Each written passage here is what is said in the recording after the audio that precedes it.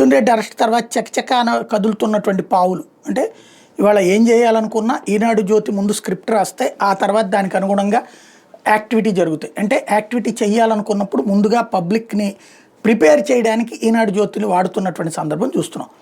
అందులో భాగంగా ఏది జగనే దీనికి అంతటికి సూత్రధార అన్నటువంటిది పబ్లిక్ని మోటివేట్ చేసే ప్రయత్నం చేశారు.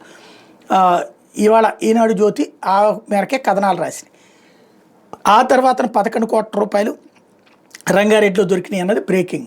అవంతా జగన్వే అన్నటువంటిది వీళ్ళ అనుకూల మీడియా అంతా కూడా బ్రేక్ చేసుకొచ్చింది. ఆ తర్వాత వరుణ్ అనే అతన్ని ఎయిర్పోర్ట్లో అరెస్ట్ చేశారు. దుబాయ్ నుంచి దిగ్గానే అతనే చెప్పాడు ఈ డీటెయిల్స్. ముందేమో అతను చెప్తే ఇది పట్టుకున్నామన్నారు, పట్టుకున్న తర్వాత వరుణ్ అరెస్ట్ చేశారు.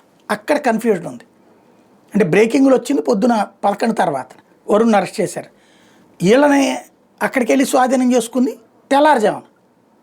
మరి వరుణ్ ఫోన్లో చెప్తే వీళ్ళు వెళ్ళి స్వాధీనం చేసుకున్నారా, లేకపోతే స్వాధీనం చేసుకున్న ముందే వరుణ్ అరెస్ట్ చేశాక స్వాధీనం చేసుకున్నారా? ఇక్కడ ఒక కన్ఫ్యూజన్ ఉందన్నమాట.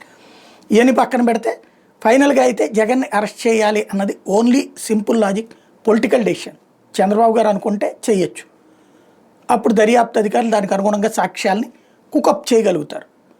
చంద్రబాబు గారు వద్దు అంటే కనుక నిజంగా సాక్ష్యాలు ఉన్న పక్కెళ్ళిపోతుంది. ఇక్కడ గవర్నర్ అనుమతి తీసుకోవాలా లేదా అన్నదాన్ని ఒకటి.